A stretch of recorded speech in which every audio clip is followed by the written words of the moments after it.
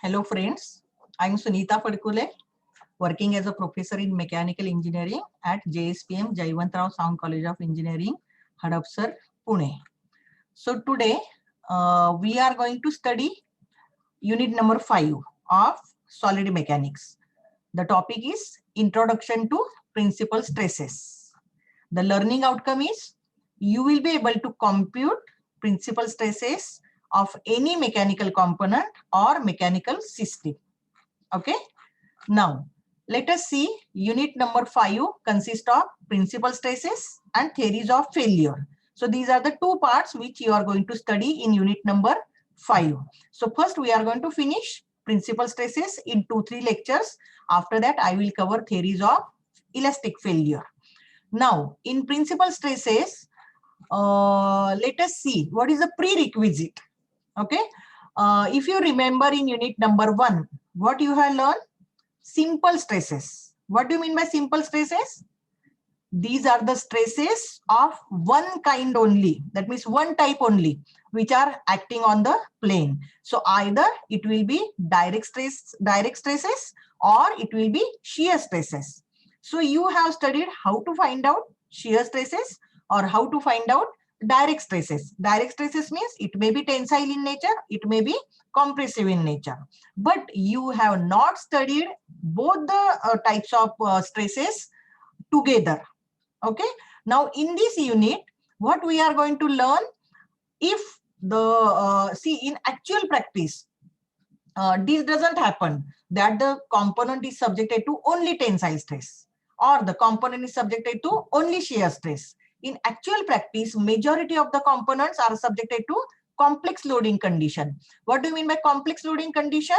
There exists a complex state of stress. Means what? Both type of stresses are acting in the component. That is, direct stresses are also there and shear stresses are also there. So both the stresses are acting or are produced in the components simultaneously. So in such cases, what happens? That you have to find out what is the maximum value of the stress, and then only you can go for the design of that part. Okay. Now see in this diagram, stresses in oblique plane. The diagram name is stresses in oblique plane. See on left hand side, stresses on normal planes are shown. Normal means the plane which is normal to the loading. So this is the load. Okay.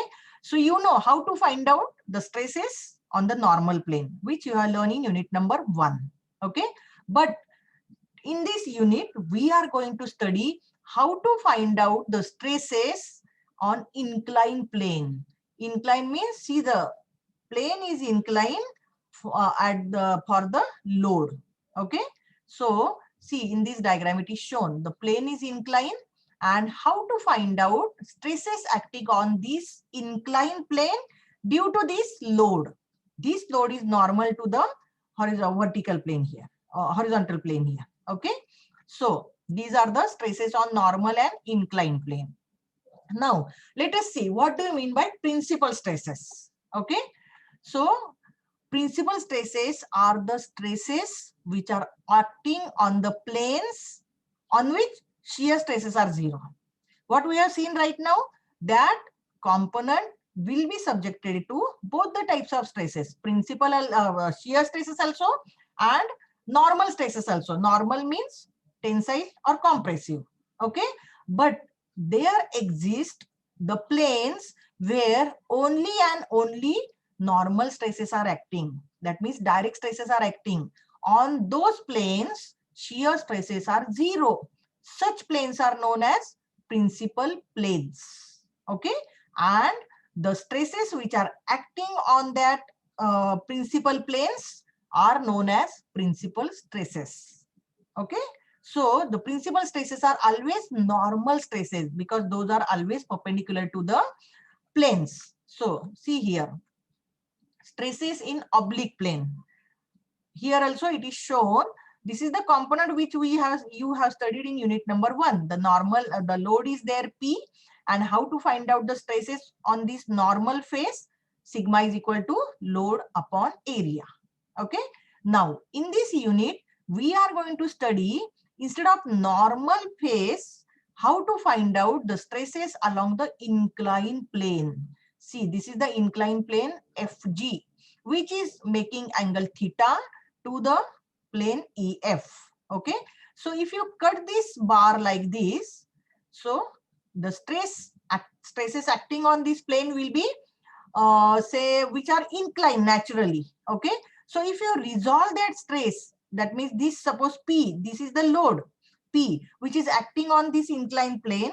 So if you resolve the stresses acting due to this load P into two components, one is normal to this plane, that is known as a sigma n, and other is parallel to this plane, that is tangential to this plane, this is known as a shear stress.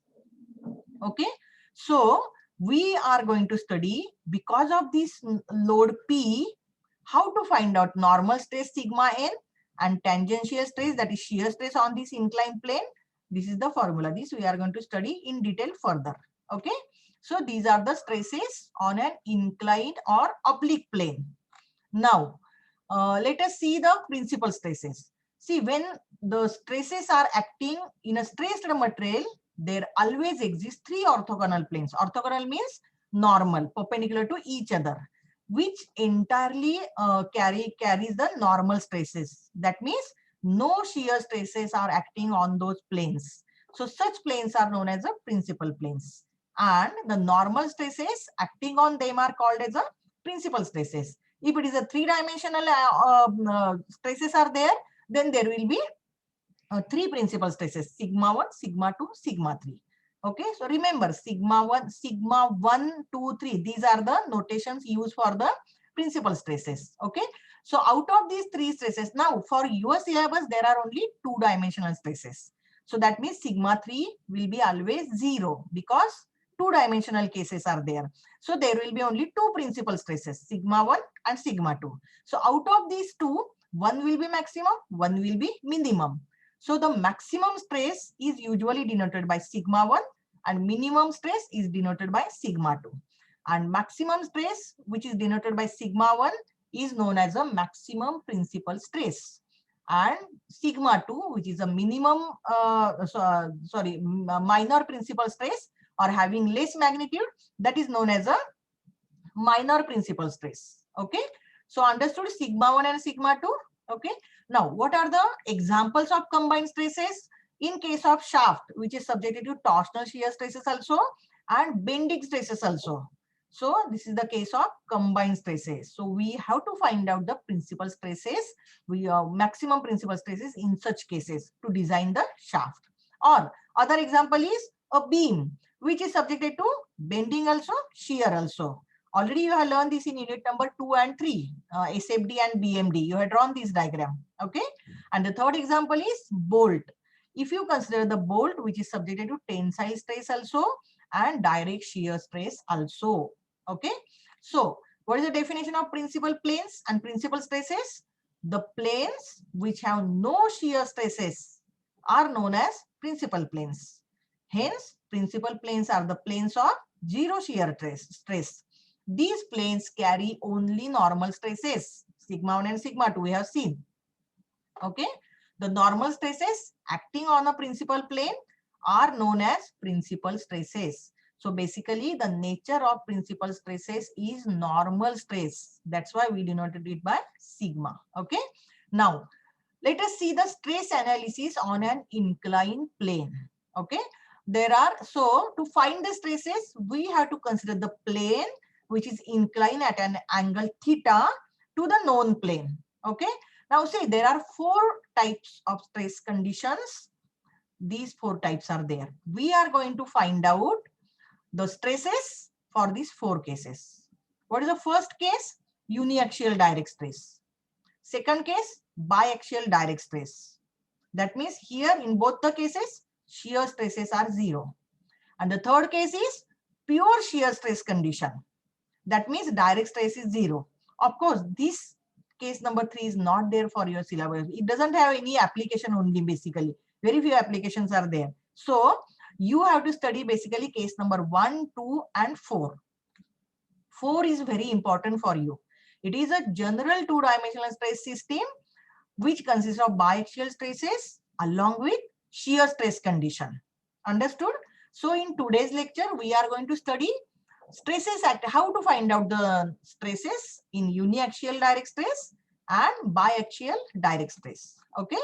So these are certain assumptions. Okay. Tensile stress is always considered as positive. Compressive stress is considered as negative. A pair of shear stresses acting on the parallel plane forming a clockwise couple is positive, and forming a counterclockwise couple is negative. Of course, you can change this assumption also. Exactly vice versa also you can assume. It doesn't make any difference. Only there will be difference of sign. And then clockwise angle is taken as positive and counterclockwise angle is taken as negative. These also assumptions you can change it. Okay. Now there are two methods to determine the stresses acting on the inclined plane. First method is analytical method and second method is graphical method, which is known as a Mohr's circle method. Okay. So in today's lecture we are going to study analytical method. Okay. So let us consider case 1. What is case 1? Elements subjected to uniaxial direct stresses. What is the other heading? Stresses acting on an oblique section of a body subjected to direct stress in one plane. Okay, let us see this diagram. See, this is an element, means any cross section of any mechanical component which is subjected to a normal load like this, normal to this plane BC or plane AD. Okay, so what are the stresses induced due to load? Sigma 1. Okay, so this is very normal case as you have studied in unit number 1. Okay, now we have to find out, because of this sigma 1, what are the stresses acting on this CF? What is this CF? This is your inclined plane, which makes angle theta with plane BC. Okay, so understood what we are supposed to find out? This PN, sigma N and sigma T. What is sigma N? The stress which is normal to the plane FC. And what is sigma T?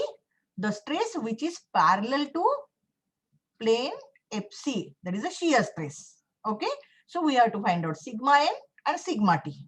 Okay, and what do you know? We know sigma 1. Okay, sigma 1 is known to us. Now, see, area of the cross section. Now, as I told you, this is a two-dimensional component. Third dimension, which is like this, perpendicular to this screen, that is considered as a unity. That means negligible as compared to these two dimensions. Okay, so what is the area of cross section for this BC? It will be length BC into 1. Okay, so area of cross section on which this sigma 1 is acting. This is only BC. BC into 1 means BC into thickness of the bar, that is BC into 1. Okay, then let the stresses on oblique plane FC are to be calculated. As I told you, the plane FC is making angle theta with the normal cross section BC. Okay, so as I told you, FC is making angle theta with BC. Okay, this can be done by converting the stress sigma 1 acting on face BC into equivalent force. Okay, because stresses are never resolved. We can resolve only forces. Okay, so the force will be resolved along the inclined plane FC and perpendicular to plane FC. Okay, so we have to convert this sigma 1 into force. So tensile stress acting on face BC, sigma 1 is known to us. So how will you find out force because of this sigma 1? So tensile force acting on this BC is stress into area. So what's the stress? Sigma 1. And what's the area of cross section? That BC into 1. So force acting on this BC is sigma 1 into BC. Okay. Now, about this tensile force P1 is also acting on the inclined section FC. See here. This P1, which is sigma 1 into BC into 1, it is also acting on this inclined plane. So let us resolve this force perpendicular to FC and parallel to FC. Okay, that is Pn and PT. That is a force. P means force. Okay. So Pn is the component of P1 normal to section FC. Okay. So it will be given by P1 into cos theta. Okay. And PT is P1 into sin theta. So let us see here in this diagram. See, this is the angle theta. So this angle is also theta because perpendicular to this section is this line and perpendicular to this section is this line. So angle between these two lines is theta. So this will also be theta. Okay. So the component of P1 along this Pn, it will be P1 cos theta. Understood? So Pn is equal to P1 cos theta. And what is PT? It is opposite. So PT is equal to P1 sin theta. Understood? So this we have written here. Pn normal is equal to P1 into cos theta and PT is equal to P1 into sin theta. Just put the value of P1 here, that is stress into area, sigma 1 into BC. So Pn is equal to putting the value of P1, that is sigma 1 into BC into 1 into cos theta. Okay. And putting the value of P1 also here. It is shear stress or tangential stress. So PT is equal to sigma 1 into BC into 1 into sin theta. Okay. Now let sigma n is the normal stress acting on section FC and sigma t is the shear stress acting along the section FC. Okay. So here let us see this diagram. Okay. Here it is not shown here. It is Pn is shown. So Pn means now from Pn you have to find out sigma n and from PT you have to find out sigma t. How will you find out? Sigma n is equal to Pn upon area of FC and sigma t is equal to PT upon area of FC. Okay. So here it is given. Sigma n is the normal stress acting on FC. So sigma n is equal to force normal to section FC upon area of section FC. So sigma n is equal to Pn upon FC into 1. Okay. So put the value of Pn. What is Pn? See here, sigma 1 BC cos theta. Okay. So sigma n is equal to sigma 1 BC cos theta. Putting the value of Pn, load upon area upon FC. Okay. Now BC upon FC. What is BC upon FC in triangle FBC? Let us see here. This is the triangle FBC. Okay. So what is say FC upon BC? Cos theta. Cos theta is equal to BC upon FC. Okay. So BC upon FC is cos theta. See here, BC upon FC is cos theta. So putting here BC upon FC is cos theta. So what you will get? Sigma n is equal to sigma 1 into cos theta into cos theta. So sigma n is equal to sigma 1 cos theta into cos theta. What you will get? Sigma n is equal to sigma 1 cos square theta. Okay. Similarly, finding out the tangential or shear stress sigma t on the inclined plane. So what is the force acting along FC? PT. What's the area of FC? FC into 1. So put the value of PT. See here, we have found out PT. This PT is equal to stress into area. Sigma 1 in sigma 1 into BC into 1 into sin theta. Okay. So putting the value of FC here, PT here, sigma 1 BC into sin theta upon FC. Again, here it is BC upon FC is what? Cos theta. So putting BC upon FC is equal to cos theta, what you will be getting? Sigma t is equal to sigma 1 into this cos theta into this sin theta. Okay. Now multiply by 2, divide by 2. So what you will get? Sigma t is equal to sigma 1 by 2 into 2 sin theta cos theta. You know what is 2 sin theta cos theta? It is sin 2 theta. So sigma t is equal to sigma 1 by 2 sin 2 theta. Okay. So let us see here in this diagram. What we have done? This is the sigma 1. This is sigma 1, that is stresses acting on plane BC. And what we have to find out? Stresses acting on inclined plane FC. Okay. So whatever the direction will be there, we have resolved that stress along the normal direction, along the parallel direction. So what is sigma n? You got sigma 1 square into cos theta. And what did you get for sigma t? Sigma 1 by 2 into sin theta. Okay, sin 2 theta. So these are the stresses we got on inclined plane. Understood? Okay. Now, special case we will consider. When theta is equal to 0. When theta is equal to 0 means what? The inclined plane matches with the vertical plane. See here, this is your inclined plane. Now this theta you go on reducing and make it 0. So when theta will become 0, FC will coincide with BC. That means what? This sigma 1 will be normal stress which is acting on this plane, and shear stress will be 0. So that means sigma 1 is called as a principal stress because shear stress acting on BC will be 0. When it will happen? When theta is equal to 0. Okay. So let us put theta is equal to 0 into these two formulas. Special case, when theta is equal to 0 degree. At theta is equal to 0 degree, section FC will coincide with section EF. But section EF is normal to the line of action of loading. This means the plane normal to axis of loading will carry maximum normal stress, which is known as a principal stress. Okay. So maximum normal stress sigma n is equal to sigma 1 cos square theta. Put theta is equal to 0. So what is the value of cos square 0? 1. So sigma n is equal to sigma 1. So normal stress acting on plane BC is nothing but sigma 1. Okay, and what happens to sigma t? Shear stress. By putting theta is equal to 0, sin 2 theta, sin 0 is 0. So your shear stress will be 0. So on the vertical plane BC, there will be only sigma 1 present and sigma t 0, that is shear stress 0. Okay, so that's why this will be principal stress. Understood? So here sigma 1 is known as a principal stress, as shear stress is 0 on the plane on which sigma 1 is acting. Okay. Now let us consider special case number 2, when theta is equal to 45 degree. Okay. What happens when theta is equal to 45 degree? See, this is sigma t maximum. Okay. Sorry, sigma t is equal to, what is the formula? Sigma 1 by 2 into sin 2 theta. When you put theta is equal to 45 degree, 2 theta is 90 degree.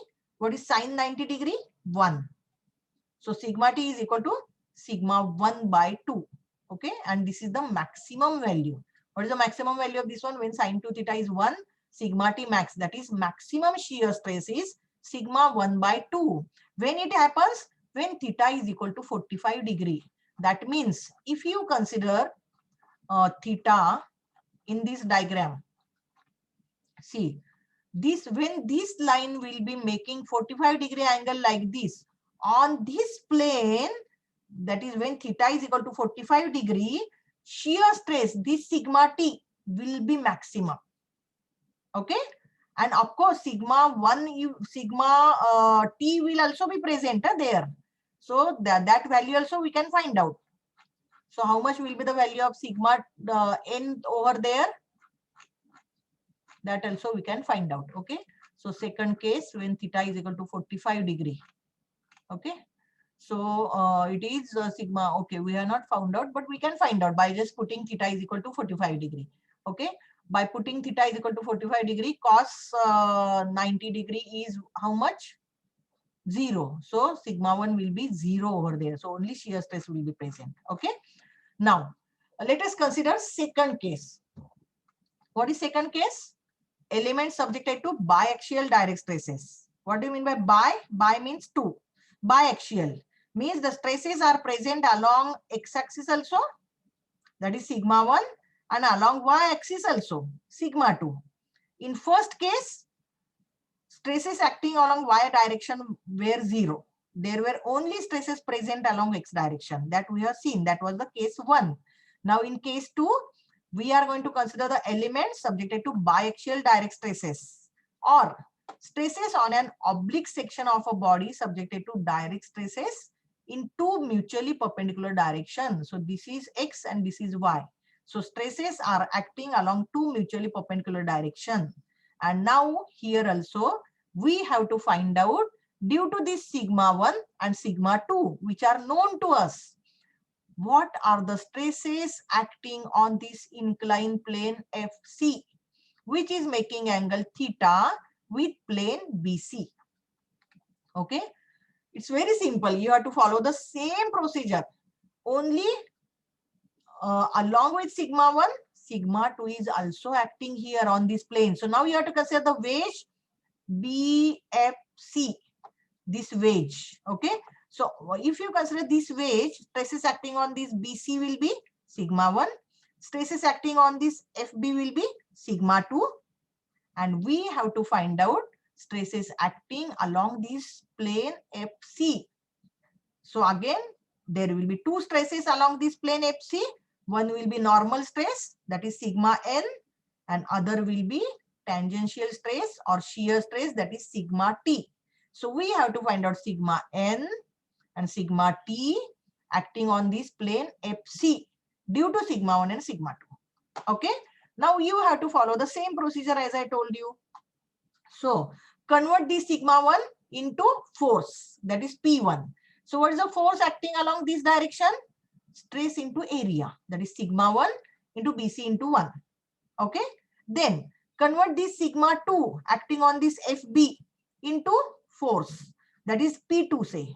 So P2 is equal to stress into area, that is sigma 2 into BF into 1. Okay, and then convert this P1 into two component, PN1, PT1. Okay, then convert this P2 or write this P2 along the resolve this P2 into two component, PN2, PT2. Okay, understood? See here. Here it is shown. This is P1, force P1 acting along x-axis. You have to resolve this into two components. One will be perpendicular or normal to this plane FC. See, this is plane FC, which is shown here. Okay, and this is angle theta.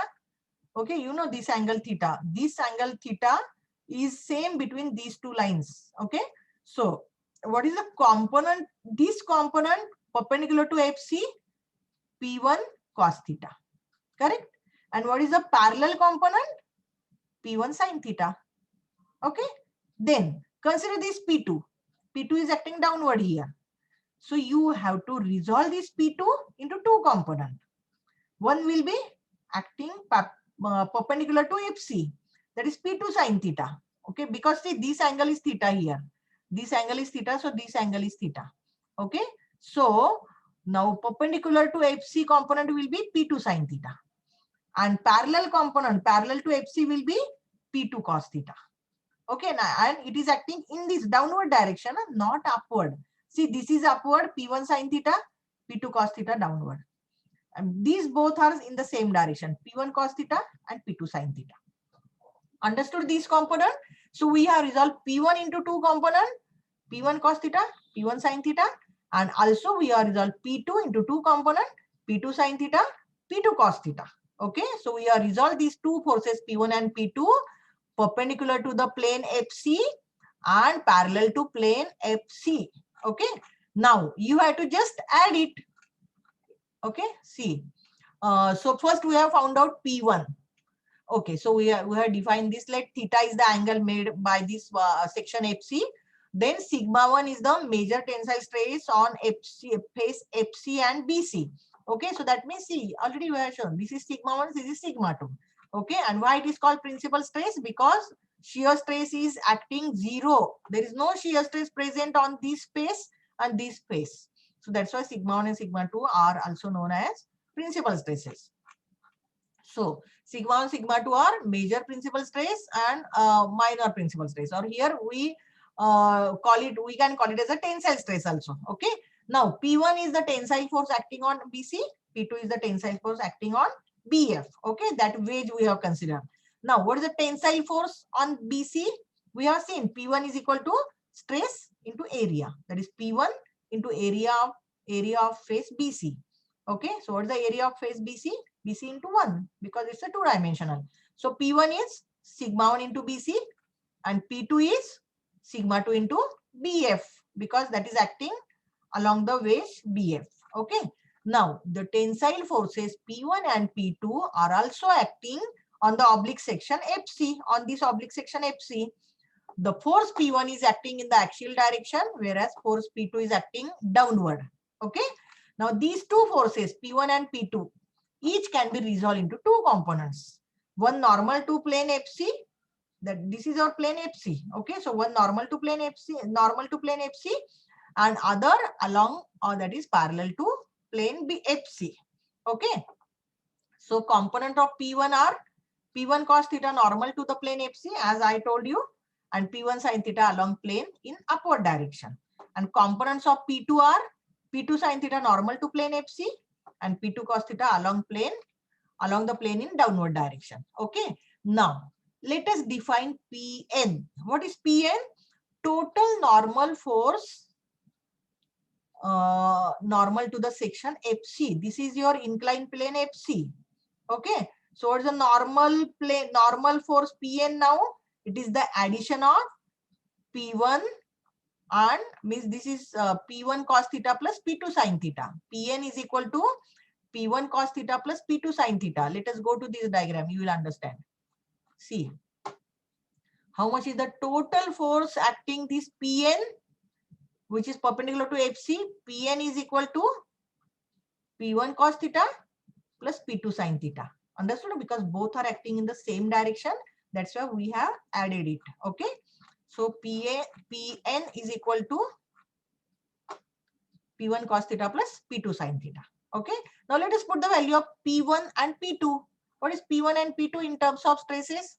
See, this is P1 is sigma 1 into BC, P2 is sigma 2 into BF. So putting this value, what we are getting? Pn is equal to sigma 1 BC into cos theta, P2 is sigma 2 BF into sin theta. Okay. Let us analyze this later on. Now consider the shear force, that is total force along the section FC, that is parallel to FC. Okay. Now see, here we have to subtract it because both are acting along different direction. See, this is our PT. Okay. So PT here, this is P1 sin theta component due to P1. And this is P2 cos theta, which is acting downward. Okay. So this plus minus this. So what will be total component acting along upward direction? PT, P1 sin theta minus P2 cos theta. Understood? Because both are acting in the opposite direction. So PT is equal to total force along the section FC, that is parallel to section FC. So it is component of force P1 along section FC plus component of force P2 along section FC. So PT is equal to P1 sin theta minus P2 cos theta, as I told you. Okay. Now put the value of P1, that is sigma 1 BC. Put the value of P2, that is sigma 2 BF. Okay. So PT is equal to sigma 1 BC sin theta minus sigma 2 BF cos theta. Okay. Now, because of this Pn, find out sigma n. How will you find out sigma n? Stress Pn upon area of that FC. So sigma n is what? Normal stress across the section FC. Okay. So sigma n is equal to total force normal to the plane FC upon area of section FC. So what is sigma n is equal to Pn upon area, that is FC into 1. So what is Pn? Put the value of Pn from here. See here, Pn, sigma 1 BC cos theta plus sigma 2 BF sin theta. So putting the value here, sigma n is equal to sigma 1 BC cos theta plus sigma 2 BF sin theta upon this FC. Okay. So take a LCM here. Divide this. So sigma 1 BC cos theta upon FC plus sigma 2 BF sin theta upon FC. Okay. Now how we have written here? BC upon FC. Here it is BC upon FC. And here BF upon FC. BF upon FC. Okay. Now from triangle FBC, BC upon FC is cos theta and BF upon FC is sin theta. Let us go to this wedge. I have shown you the wedge, no? See, in this wedge, this BFC, this is your angle theta. So how will you define cos theta? BC upon FC. Okay, and how will you define sin theta? BF upon FC. The same thing we are written here. Okay, so BC upon FC is cos theta, BF upon FC is sin theta. So putting here the value, sigma n is equal to this sigma 1 as it is, BC upon FC is cos theta, this cos theta as it is, plus sigma 2 as it is, BF upon FC is sin theta, this sin theta as it is. So what you are getting? Sigma n is equal to sigma 1 cos square theta plus sigma 2 sin square theta. Okay. Now this we have to write down in double angle. So you know that cos square theta is equal to what? 1 plus cos 2 theta upon 2. And sin square theta is 1 minus cos 2 theta by 2. So putting the value of cos square theta, what is it? 1 plus cos 2 theta by 2. Okay, so sigma 1 into bracket 1 plus cos 2 theta by 2 plus this sigma 2 into sin square theta, this is, that is 1 minus cos 2 theta by 2. Okay, so what you will take common? See the first term, sigma 1 by 2 plus sigma 2 by 2. Okay, so first bracket will be sigma 1 plus sigma 2 by 2 plus, what is the second term? Sigma 1 cos 2 theta by 2 plus minus sigma 2 cos 2 theta by 2, because it's a minus sign. So cos 2 theta you can take common. So what is remaining in the bracket? Sigma 1 minus sigma 2 by 2 into cos 2 theta. Okay.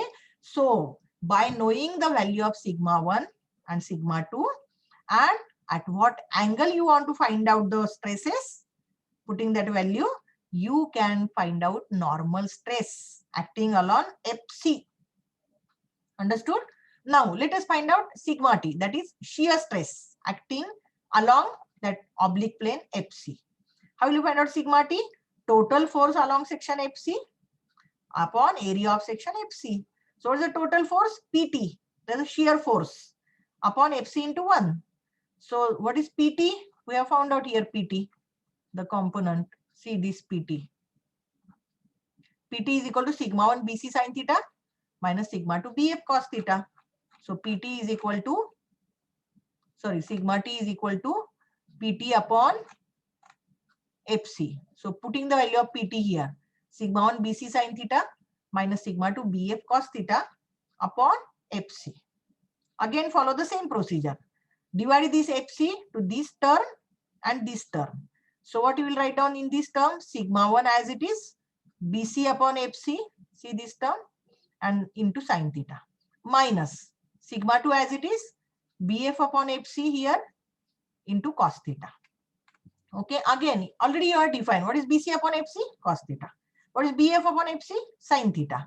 So putting the value of BC upon FC and BF upon FC. So what you will get? Sigma T is equal to sigma 1 into cos theta into this sin theta minus sigma 2 into this is sin theta, this is cos theta.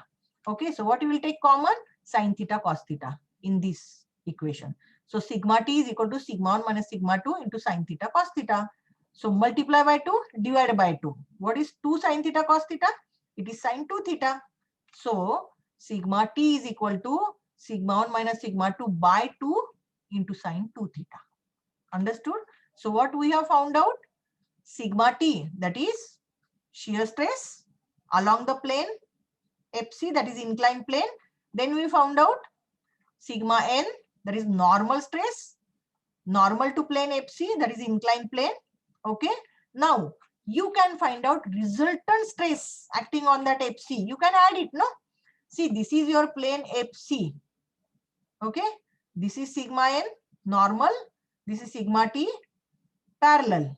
What is the resultant? Somewhere here. So how to find out resultant? By vector addition. So sigma R, that is a resultant stress acting on section FC, that is inclined section FC. It is square root of sigma N square plus sigma T square. This is the resultant. Okay. Now, how to find out maximum shear stress? Okay. So what is the maximum? What is the formula of shear stress? See this one. Sigma T is equal to sigma 1 minus sigma 2 into sin 2 theta. Okay. So maximum shear stress, when it will be maximum, when sin 2 theta is equal to 1. When sin 2 theta is equal to 1, when 2 theta is equal to 0 or 90 or 270 degree. So the shear stress will be maximum when sin 2 theta is equal to 1. That is 2 theta is equal to 90 degree or 270 degree. That is theta is equal to 45 degree or 135 degree. So sigma T max is equal to sigma 1 minus sigma 2 by 2. Okay. Now, the planes of maximum shear stress are obtained by making an angle 45 degree and 135 degree with the planes BC. Okay. In such a way that planes of maximum shear stress lie within the material. Hence, the planes which are at angle 45 degree or 135 degree with the normal cross section BC carry the maximum shear stress. Means what? Let us see in this diagram. See this angle theta, which is angle between, see this is the angle theta. Okay. Now what happens when theta is equal to 45 degree? Shear stress is maximum when theta is equal to 45 degree and theta is equal to 135 degree, 45 plus 90. So the planes, so there are two planes where shear stresses are maximum. One is having 45 degree angle with BC and other is 135 degree angle with BC. These two are the planes of maximum shear stress. Understood? Now, let us find out the maximum normal stress, that is principal stress. Okay, maximum shear stress ho gaya. Now principal planes. Okay, what is the definition of principal plane? As I told you, principal planes are the planes on which shear stress is 0. Okay, now you know what is the angle where shear stress is 0? To locate the position of principal planes, the shear stress given by equation 4 should be equated to 0. Okay, so this is the value of shear stress now. We want this shear stress is equal to 0 so that we can find out the at what angle shear stress is 0, so that that plane is known as a principal planes. Okay, so here therefore for principal planes, this is your shear stress sigma T, that is sigma 1 minus sigma 2 by 2 into sin 2 theta is equal to 0 because we want shear stress 0. Okay, now can it be 0 sigma 1 minus sigma 2? No, sigma 1 minus sigma 2 cannot be equal to 0 because stresses are actually acting. Then sin 2 theta is equal to 0 because this cannot be equal to 0. That means this should be equal to 0. So sin 2 theta is equal to 0. That means 2 theta is equal to 0 or 180 degree. That means theta is equal to 0 or 90 degree. So these are the planes, that is theta is equal to 0, that is along plane BC, or theta is equal to 90 degree, that is along plane say AB. There are where the shear stresses are 0. Only normal stresses are acting. And this diagram itself shows, see, if you go to this diagram, no, sigma 1 and sigma 2, which are acting along this plane. See, BC, there is only sigma 1 present. No shear stress is acting on this plane.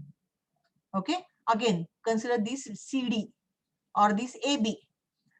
Sigma 2 only acting, there is no shear stress here. Okay, that's why sigma 1 and sigma, that is plane BC and plane AB are the stresses, are the planes which are known as a principal planes, and the stresses, that is sigma 1 and sigma 2 acting on these principal planes, are known as a principal stresses. Okay, so that means when this theta is equal to 0, that means plane BC, it is principal stress. And when this theta is equal to 90 degree, that means this CD and AB are parallel only. So this is also principal stress. Okay, so we have to find out the value of this sigma 1 and sigma 2 now. Okay, so let us go there. Maximum shear stress, okay, and that principal planes. Okay, we have found out now that theta is equal to 0 or theta is equal to 90 degree, shear stresses are 0. So now first putting theta is equal to 0, where in the formula of normal stress, because I want to find out now maximum principal stress, no, that is so when that principal